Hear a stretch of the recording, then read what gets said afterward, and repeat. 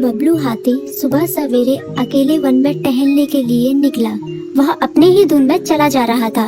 लगता था उसके दिमाग में कोई उलझन है जिसे वह सुलझाने की कोशिश कर रहा था।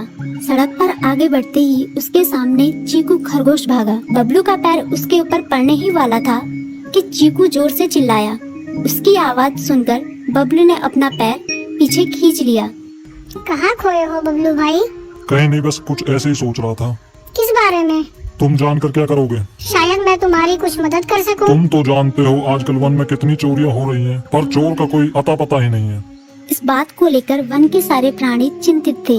वे वहाँ खुद को सुरक्षित महसूस नहीं कर रहे थे। अरे चीकू भाई, हम मजबूर हैं। हम चोर को पकड़ ही नहीं पा रहे हैं। वह बहुत चालाक है और अपने काम को बड़ी कुशलता से अंजाम दे रहा है। कहीं कोई सबूत ही नहीं छोड़ रहा।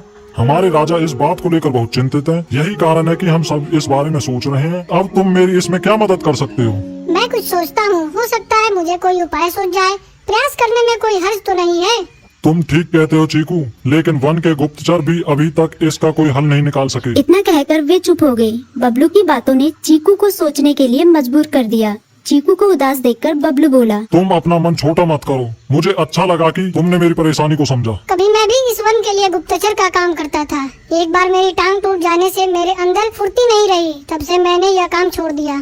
चीकू, तुम चाहो तो यह काम दोबारा कर सकते हो। वन के प्राणी ज्यादातर दिन में भोजन की तलाश करते हैं, वे रात को आराम करते हैं। तुम दिन रात दोनों में ही भोजन की तलाश में निकल सकते हो सकता है रात को तुम्हें कुछ ऐसी बातों का पता चल जाए जो हमारे काम की हो। हाँ बबलू, तुम ठीक कहते हो। मैं आज रात को वन में घूम कर इस बात का पता करने की कोशिश करता हूँ। थोड़ी देर बातें करके चीकू अपने बिल की ओर बढ़ गया और बबलू अपने रास्ते चला गया। चीकू के दिमाग में अभी तक बबलू की कई बातें घूम रही थी। उसे समझ नहीं आ रहा था वह बबलू की मदद कैसे करे। दिन भर वह उसी उधेड़-बुन में लगा रहा।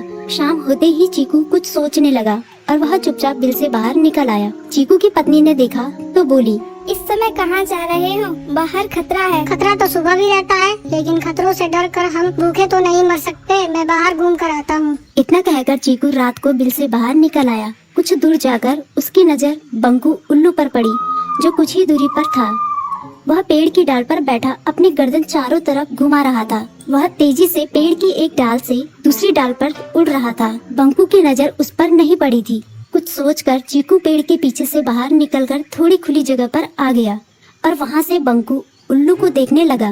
बंकू ने चीकू को अंधेरे में भी देख लिया, पर उसने उसमें कोई उत्सुकता नहीं दिखाई और अपनी गर्दन चारों ओर घुमाता रहा। चीकू बड़ी देर तक बंकू की हरकतों पर नजर रखे रहा। वह थोड़ी देर तक खुले मैदान में खड़ा रहा, पर बंकू ने उसे देखकर भी अनदेखा कर दिया। उसने महसूस किया कि बंकू के आसपास चमकू चमगादड़ भी मंडरा रहा था। कुछ देर वन में घूमने के बाद चीकू अपने बिल में लौट आया और सुबह होने का इंतजार करने लगा।